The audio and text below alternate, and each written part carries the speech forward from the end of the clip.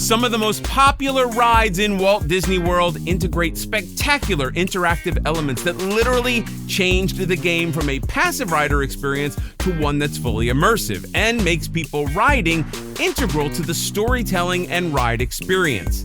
But with so many incredible interactive rides to choose from, how do you decide which ones to prioritize? Hey everybody, it's Chris for AllEars TV and AllEars.net. Today we're ranking the game-based rides in Walt Disney World as decided by you.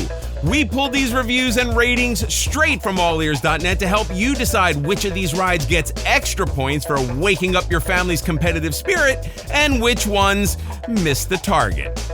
Your pick for the fourth best game-based ride in Disney World with a rating of 7.54. Buzz Lightyear's Space Ranger Spin in Magic Kingdom. You've been recruited to help Buzz Lightyear defeat Emperor Zurg in this ride game hybrid that takes you through various interactive scenes covered in targets and invites you to use laser guns to hit those targets in order to score points. Kids will love playing against family members, racking up points and striving to achieve the coveted galactic hero status when you hit the max number of 999,999 points. Pink Lady 2122 said, I really enjoy this ride. It's a fun way to get out your competitive side in the park. Also, who doesn't like Buzz Lightyear? All in all, I highly recommend this ride. There's no height requirement, so even the littlest kids in your family can enjoy it, which is great since it's Toy Story themed. My favorite time riding this was with my friend's 5-year-old daughter who totally ignored the laser cannon and just used the joystick to spin our car around in circles the whole time while laughing hysterically. It was really cute. As a kid in the late 90s and early 2000s, this was such a fun ride. However, not much has changed since then. I do think that the Buzz animatronic and the queue are very cool, but overall this is just not the best game ride that you can find.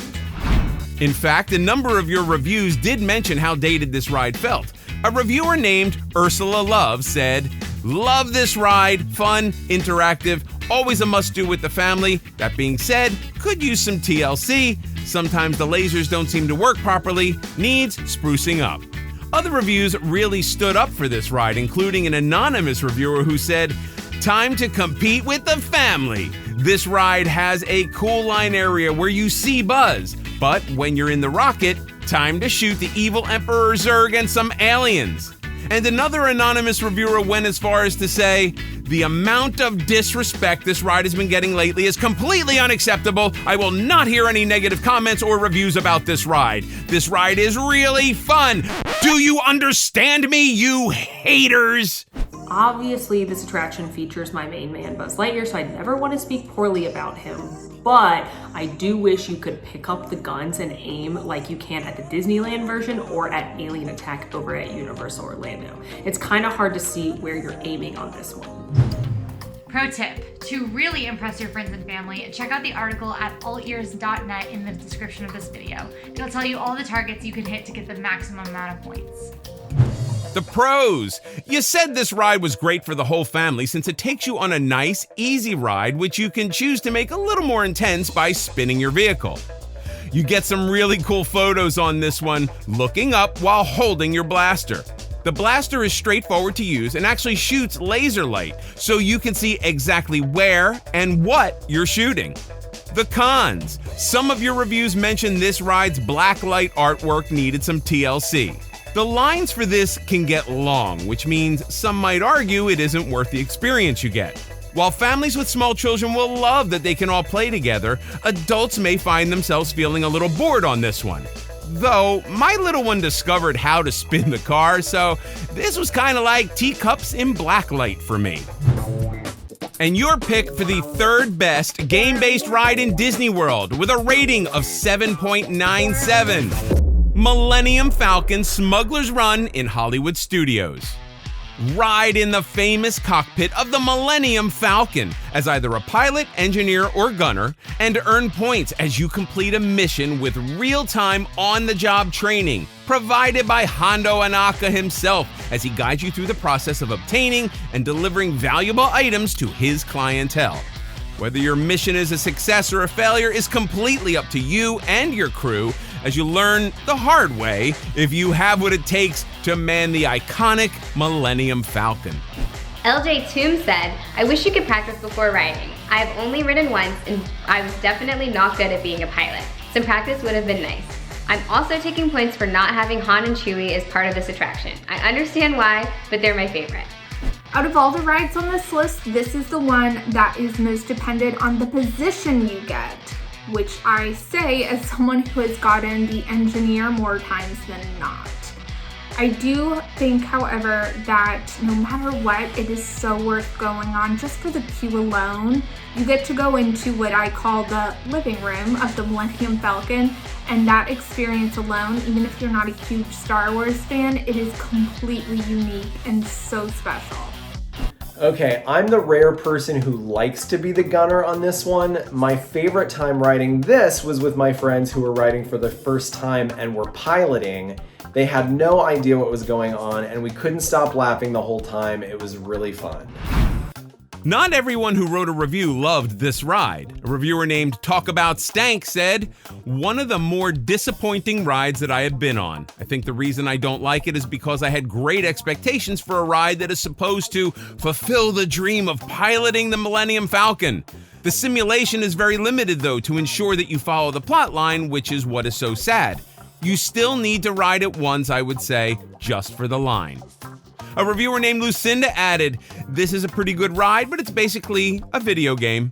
The quality of the ride really depends on the pilots. If you have kiddos as the pilots, get ready to be jostled around. That being said, it's incredible getting to pilot the Falcon. It's every Star Wars fan's dream come true.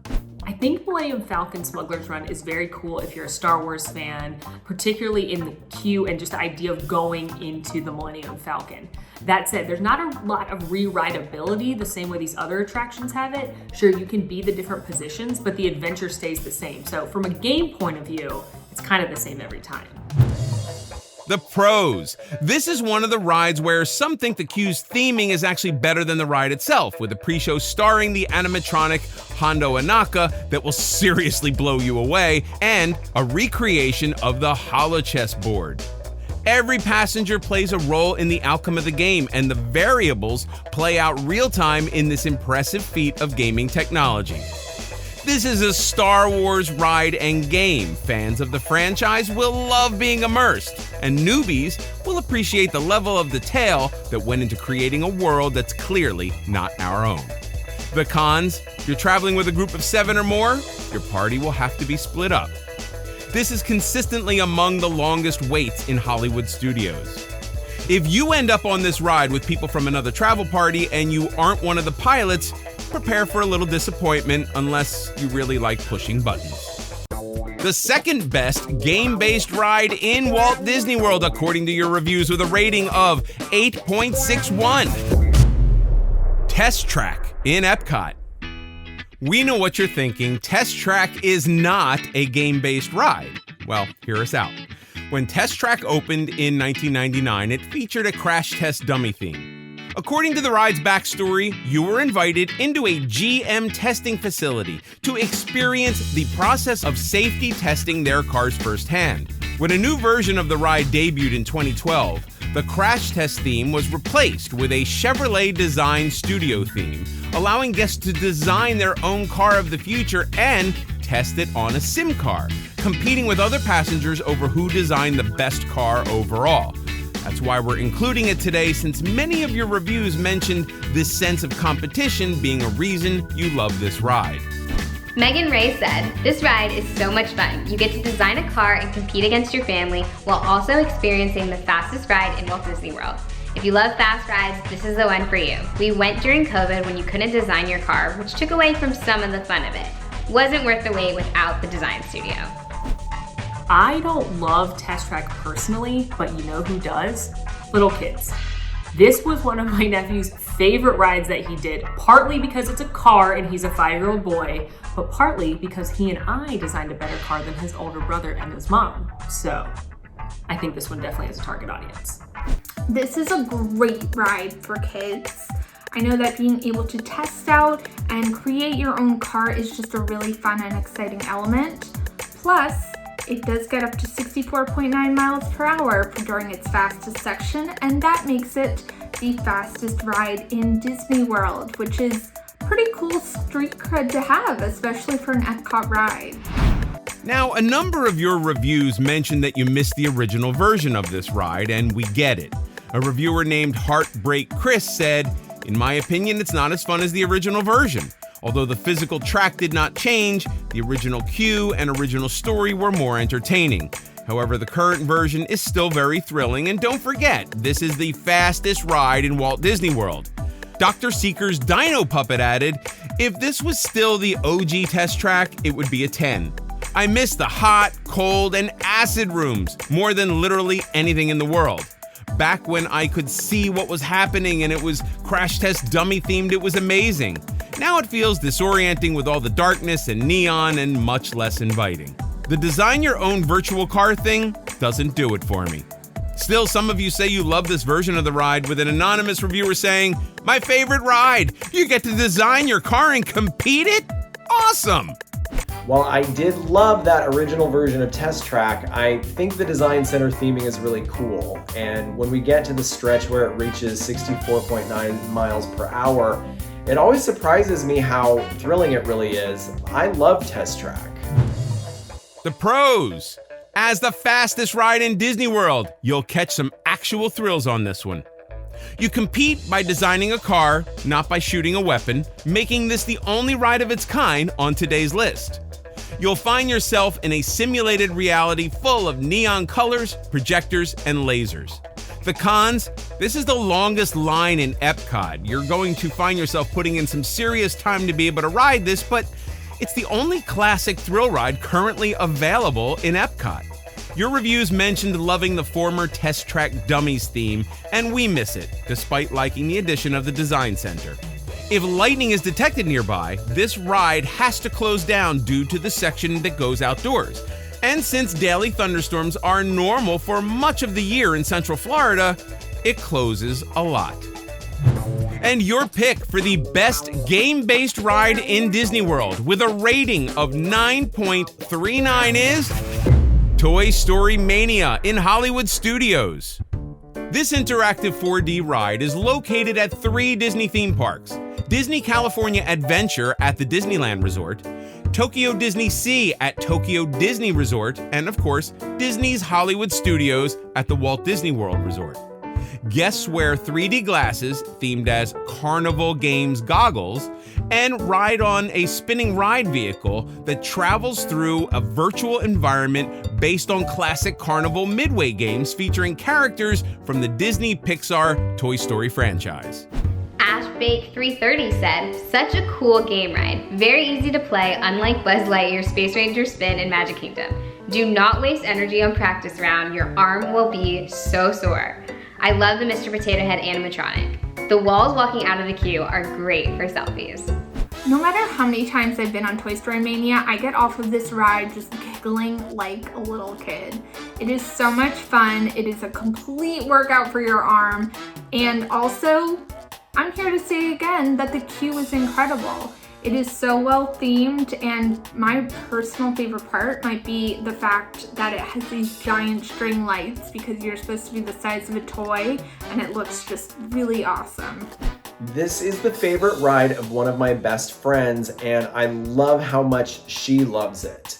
Do not be surprised if you have a sore arm after playing this game. You have to pull a little ball attached to a string over and over again to shoot the targets, and it's a workout. A lot of your reviews talk about how fun the actual game element is. KH Cloud told us, "This ride is great, a fun experience with a light amount of thrills in how the vehicle will spin you around. One you can easily go on over and over again. The best interactive ride at Disney World." Chrissy C added, "This is one of my favorite rides. It was so much fun. My kids loved it as well."